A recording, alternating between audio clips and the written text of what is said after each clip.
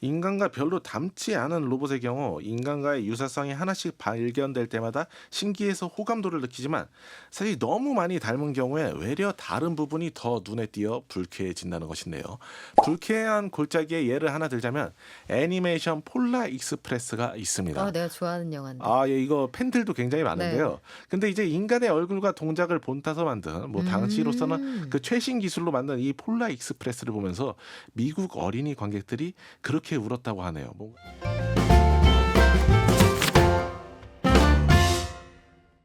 목돈연구소에만 있는 주말의 극장 경제의 눈으로 다시 보는 영화연구소 매일경제의 박창영 기자 오셨습니다. 안녕하세요. 안녕하세요. 자, 오늘은 어떤 영화를 같이 볼까요? 예, 영화를 소개하기에 앞서 이런 질문을 먼저 드려보고 음. 싶은데요. 먼 미래 그 AI가 인간의 삶 속으로 아주 깊이 들어오게 된다면은 인간과 AI 중에 누가 더 괴롭게 될까라고 생각하세요? 일단 우리가 지금까지는 네네. AI 때문에 내 일자리 없어질 거야 이런 거 걱정하니까 네네. 아무래도 AI가 우리를 예. 아닐까요? 아무래도 뭐 요즘 미디어들의 그 상상력도 그 AI가 인간을 착취하게 되는 미래에 대해서 굉장히 걱정을 많이 하는 것 같은데요. 뭐 그래서 실제로 그 영화에서도 AI의 인간 삶이 황폐해지는 그런 디스토피아를 많이 그려왔죠. 뭐 대표적인 게 터미네이터 시리즈가 음. 있겠고, 뭐 하지만 우리가 뭐 인류의 역사를 쭉 뭐 살펴보면은 거의 대부분은 인간이 다른 개체를 괴롭히지 않았습니까? 뭐 영화에서도 또 이런 상상력도 종종 드러나는데요. 오늘 소개해드릴 AI도 인간에 의한 로봇 착취를 그린 작품입니다. 사람이 AI 괴롭힌다. 네네. 저는 사실 이 영화 봤는데 되게 슬펐어요. 슬픈 네네. 영화인데 AI가 더 괴로울 수도 있다. 철학적인 질문을 던진 거잖아요. 그렇습니다. 감독도 되게 유명한 사람이죠? 네네. 예, 2001년 그 제작된 이 영화는 스티븐 스필버그 감독이 연출했습니다. 인간의 집에 입양된 소년 AI 로봇 이야기를 담았는데요. 인간의 모습을 하고 있지만 인간은 아닌 AI가 엄마의 진실한 사랑을 받기 위해 떠나는 모험을 그립니다. 아마도 현존하는 로봇 영화 중에서 가장 슬픈 작품일까라고 평가하고 싶네요. 슬픈 정서의 30% 정도는 이 꼬마 로봇을 연기한 할리 조엘 오스먼트란 배우가 만들어냈지 싶습니다. 진짜 이 배우의 네네. 그 눈을 보면은 거절할 수가 없어요. 네네. 그리고 엄마 좋아하는 그 모습 아직도 눈에 선한데 브루스 윌리스와 식스센스에 출연해서 유명해진 배우잖아요. 그쵸? 네네. 말씀 주셨듯이 그 이 AI의 주연을 맡은 할리 조엘 오스먼트는 식스센스에서 겁에 질린 눈빛으로 죽은 사람이 보여요. 라는 대사를 하면서 세계적 유명세를 얻었는데요. 영어로 해줘요. 그 장면 있잖아요. 되게 유명한 장면. 저 이거 영어로 준비 안 해왔는데. 아, 아저씨한테 이렇게 아, 기속말처럼 어, 작게. 그, 다시 한번 해주셨어요?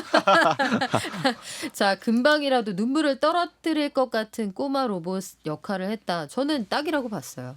네. 뭐 그런 꼬마 로봇이 뭐 또 엄마가 보고 싶다고 이렇게 말하는 모습을 보면은 저 말이지 뭐 관객들이 눈물을 참기 힘든데요. 실제 눈물샘이 터진 관객이 많았는지 1,300억 원을 들여 만든 영화 AI는 3,100억 원의 티켓 수입을 올리는데 성공했습니다. 눈물 또르르 여기 한 명 더 있네요. 예. 저 이 영화도 한 5번은 본 것 같은데 역시. AI를 소재로 한 되게 많은 영화들이 있어요. 그리고 그런 것들은 보통 그냥 영화 느낌 자체가 메탈릭하단 말이에요. 근데 여기에는 사실 그런 느낌이 전혀 없습니다. 이 영화를 왜 골랐을까요? 예, AI는 로봇이 우리 삶으로 깊이 들어온 요즘의 상황과 비교하면서 보기 딱 좋은 작품인데요. 일단 증권 시장부터 보시면 두산 로보틱스 기업 공개로 달아오르고 있습니다.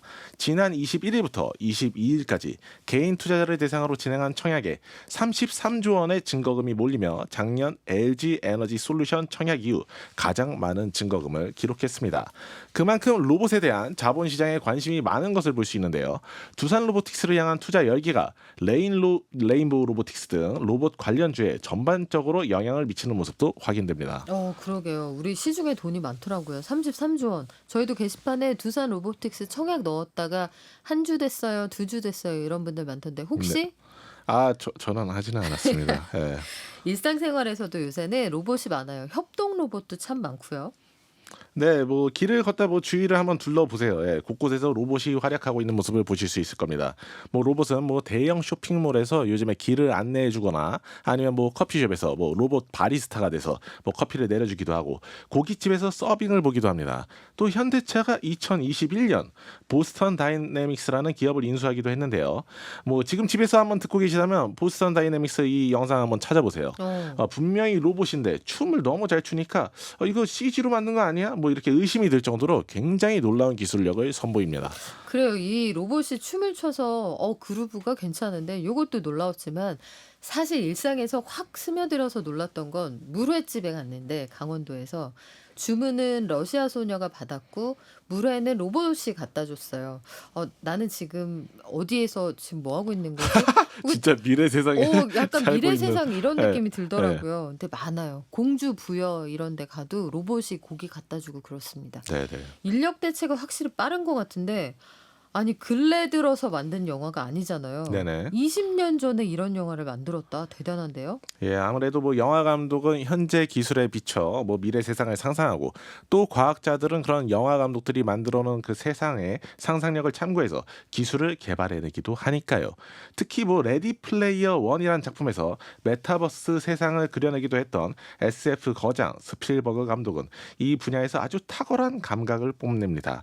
아까 AI를 굉장히 슬픈 영화라고 소개해드렸는데요. 음. 한편으로는 SF 거장이 그려놓은 별 세계를 여행하는 즐거움을 주는 작품이기도 합니다. 화면도 굉장히 아름답고요. 네. 우리 줄거리부터 간단히 볼까요? 먼 미래의 인류 비약적인 과학의 진보를 이뤄내는데 성공했고 이 의료 발전으로 대부분 질병을 극복했지만 여전히 외로움의 문제를 넘어서지 못했습니다. 그래서 인간은 AI를 개발해 정원을 가꾸도록 하고 가사를 분담시키며 심심할 때 말동무로 삼기도 합니다. 그나저나 갑자기 목소리는 왜 까시는 건지. 약간 그래요. 이런 톤이 어울려 보여서 여기가. 알겠습니다. 목소리를 깔며 스토리를 전해드리고요.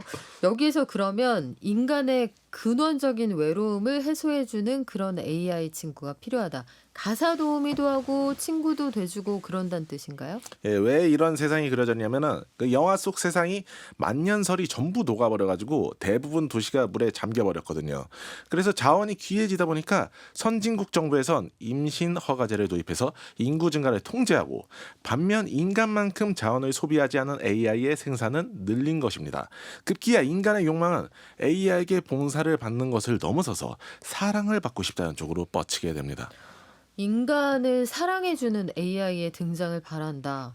한편으로는 되게 짠하기도 하면서 네네. 철학적인 고민도 하게 되는데 그래서 아이를 가지고 싶은 사람들이 꼬마 로봇, 그러니까 아이와 똑같은 그 모르거든요. 그냥 봐서는 그런 로봇을 등장하게끔 했다 이렇게 이해를 해야 되나요? 네, 그 로봇 회사가 감정을 지닌 최초의 AI인 데이빗을 만들게 됩니다. 바로 할리 조엘 오스먼트가 연기한 로봇인데요. 데이빗은 헨리와 모니카 부부 집으로 입양되는데 사실 그 집에는 애가 있습니다. 그 아들이 불치병에 걸렸는데 치료제가 개발될 때까지 기다리느라 냉동인간 상태가 된 지 5년이 다 돼간 것이죠. 남편 헨리는 뭐 현실적으로 아들의 치료를 포기해야 한다고 생각하고 뭐 좀 아내 모니카를 달래주기 위해 데이빗을 데려온 것입니다. 어떤 마음인지 알겠어요. 그 상실감, 큰 상처가 AI를 일종의 입양의 형태로 그렇죠. 데려오게 된 예, 예. 거잖아요. 뭐 처음에는 그 남편의 제안을 탐탁지 않게 여기던 모니카는 너무나도 순박하고 착한 데이빗에게 마음을 열게 됩니다. 그렇게 AI의 양부모는 행복하게 오랫동안 잘 살았습니다. 로 끝나는 동화였다면 굉장히 좋았을 텐데 이들의 관계에 변화를 줄 사건이 발생합니다. 바로 불치병 아들이 극적으로 치료돼 집으로 돌아오게 된 것입니다. 좋은 일인데, 좋은 일이긴 한데 영화 속에서 항상 이런 장치가 있어요. 영화 진주만에서도 보면 죽은 줄 알았던 애인이 살아 돌아왔을 때 네. 너무 기쁜데 현재 애인과 그 셋의 관계, 그것처럼 당황스럽죠. 네. 아이가 사라질까 봐 이 아이를 맞이했는데 내 아이가 살아 돌아왔다. 아들하고 AI 아들하고 잘 지내야 할 텐데 어떻습니까? 예, 아들은 이 어떻게 보면 AI 동생인 데이빗을 일부러 자극해서 고장을 유발하기도 하고요. 음. 굉장히 짓궂은 모습을 보이는데요. 뭐 그렇다고 해서 아들이 악역이냐 뭐 그렇지만은 않은 게 아들 입장에서는 5년 만에 깨어났더니 로봇이 자기 자리를 대신하고 있었던 거예요. 인간 동생이 태어나도 질투하는데 AI 동생에게 형이 느낀 불편함은 이해할 만하죠. 둘 사이의 갈등이 너무 커지다 보니 모니카는 다소 충격적인 결정을 내립니다. 충격적인 결정이라 뭔가요? 모니카는 데이빗을 숲에 내려주는데요. 사실 버린 것입니다. 음. 이것은 감정 있는 AI를 만들어서는 안 된다고 주장하던 사람들이 우려하던 바입니다. 나를 부모로 생각하는 AI를 버리는 건 수명이 다 된 뭐 노트북이나 뭐 핸드폰을 버리는 것보다는 훨씬 무거운 결정이어야만 하겠죠. 뭐 하지만 뭐 이렇게 해서 버려진 데이빗은 엄마를 찾아 헤매면서 뭐 또 유흥업계에 종사하는 용도로 만들어진 뭐 잘생긴 로봇을 만나기도 합니다. 아, 저는 이 로봇의 무덤 같은 곳 있잖아요. 아, 여기가 네. 슬펐어요. 네. 팀 버튼 감독의 유령 신부에 나오는 것처럼 얼기설기 모든 부속을 그 되도 않게 이렇게 조합한 그 로봇들의 안간힘이 좀 슬펐습니다. 잘생긴 로봇 아저씨가 근데 주드로예요? 네네, 이 잘생긴 주드로 로봇 아저씨는 데이빗에게 길잡이 역할을 해주며 모험을 도와줍니다.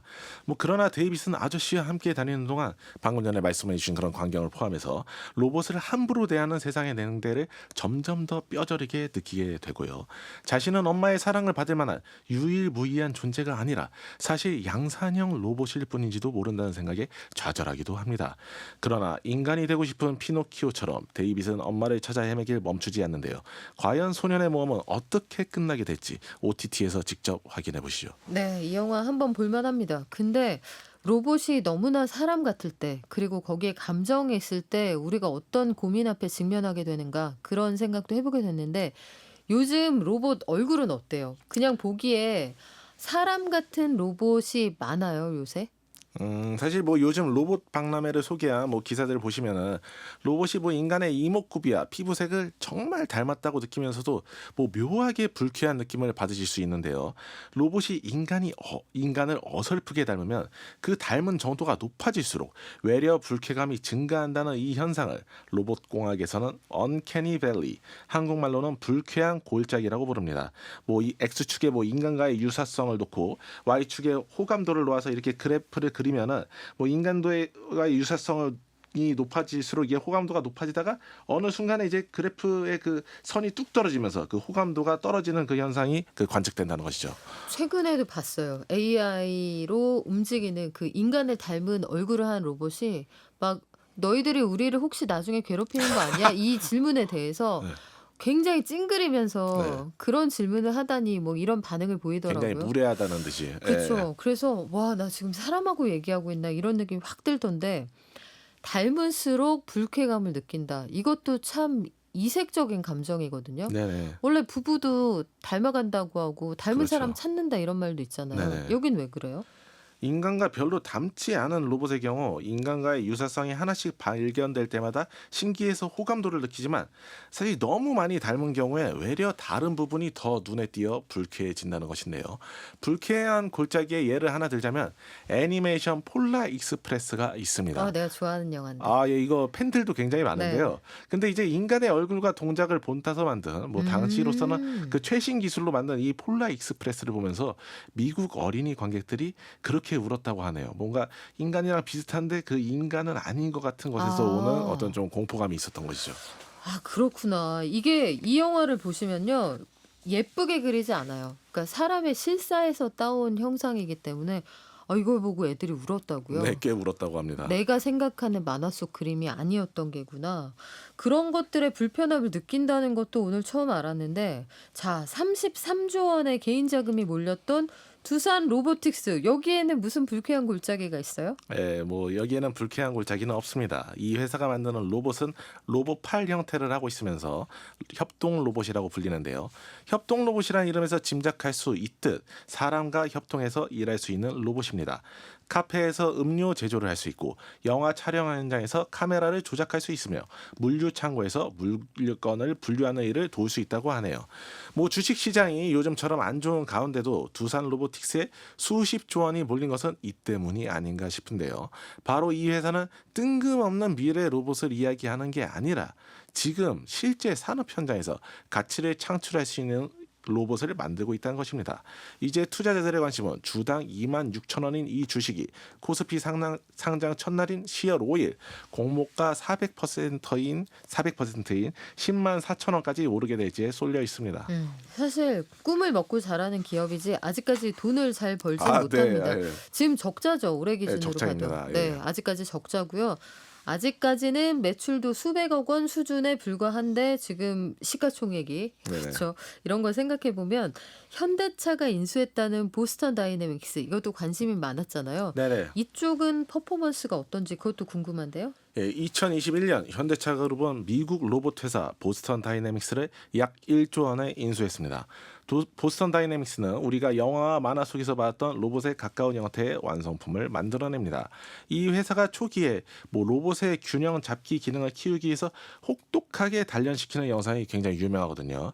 뭐 불쌍하게 기어다니는 로봇을 발로 차고 막 둔기로 때리고 뭐 그런데도 이 로봇이 다시 일어나서 기어가는 모습이 온라인상에서 많이 확산됐습니다. 근데 좀 불편하긴 했어요. 아, 그거 보고 있으면 좀 예, 불편하지 아니 않습니까? 사족 보행을 예, 예. 하니까 약간 진짜 괴롭히는데 감정이입이 되더라고요. 네네. 뭐 지금은 뭐 사족 보행, 뭐 이족 보행 로봇을 모두 만드는데요. 2021년 6월엔 이 회사 로봇들이 방탄소년단을 만나서 그 앞에서 현란한 댄스를 선보이며 또 멤버들에게 박수를 받는 등의 모습을 담은 영상이 주목받았습니다. 현대가 이 회사를 샀을 때 굉장히 시장에서 이슈가 됐습니다. 왜 산 네네. 거예요? 기존 현대차 기술과 시너지 효과가 좋기 때문일 것인데요. 사실 완전 자율주행이 가능한 자율주행차를 한번 생각해 보시면 그냥 뭐 사람을 태우고 다니는 로봇이라고 봐도 과언이 아니거든요. 어부바? 어부바 여기 타세요 휴먼 뭐 이런 거. 예. 현대차 그룹은 보스턴 다이내믹스 인수로 로봇 공학 분야에서 선도적 입지를 확보하고 스마트 모빌리티 솔루션 제공 업체로의 전략적 전환의 속도를 내겠다고 밝힌 바 있습니다. 현대차 외에도 도요타, 폭스바겐, 혼다 등 글로벌 자동차 기업들이 로봇에 투자해 왔는데요. 도요타 사나 도요타 연구소는 집안일을 도울 수 있는 가사 도우미 로봇을 개발 중입니다. 자, 그래서 영화는 재밌나요?